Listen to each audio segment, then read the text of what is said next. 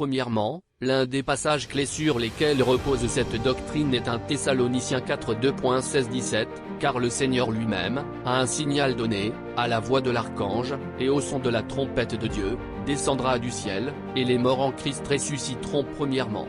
Ensuite, nous les vivants, qui serons restés, nous serons tous ensemble enlevés avec eux sur des nuées, à la rencontre du Seigneur dans les airs, et ainsi nous serons toujours avec le Seigneur. Ce passage est crucial, car il décrit de manière explicite un moment où les croyants vivants seront pris et transportés au ciel, ce qui est le fondement de la doctrine de l'enlèvement. Il s'agit d'une déclaration directe de l'apôtre Paul qui soutient que, lors du retour de Christ, ceux qui croient en lui seront physiquement retirés de la terre.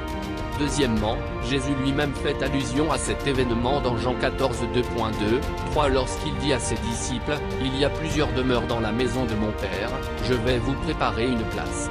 Et, lorsque je m'en serai allé, et que je vous aurai préparé une place, je reviendrai et je vous prendrai avec moi, afin que là où je suis vous y soyez aussi. » Cette promesse de Jésus indique clairement un retour pour les croyants, afin de les emmener à un endroit préparé dans la présence de Dieu.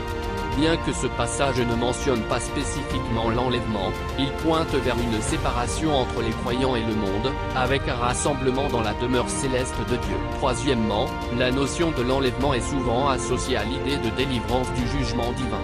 Dans Apocalypse 3h10, Christ dit à l'église de Philadelphie, « Parce que tu as gardé la parole de la persévérance en moi, je te garderai aussi de l'heure de la tentation qui va venir sur le monde entier, pour éprouver les habitants de la terre. » Cet avertissement fait référence à un moment où une grande tribulation viendra sur le monde, mais ceux qui ont suivi Christ seront protégés de cette épreuve. Ce verset peut être compris comme une preuve que les croyants seront retirés de la terre avant que la colère de Dieu ne soit pleinement déversée, ce qui est conforme à l'idée de l'enlèvement avant la grande tribulation. L'enlèvement de l'Église est souvent perçu comme un prélude à des événements prophétiques majeurs, comme la tribulation, une période de grande souffrance sur la terre, le retour de Jésus-Christ, et l'établissement de son règne millénaire.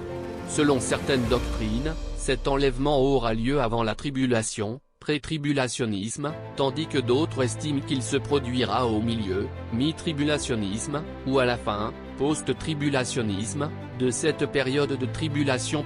Dans la prochaine vidéo on verra qui a raison dans ces trois doctrines.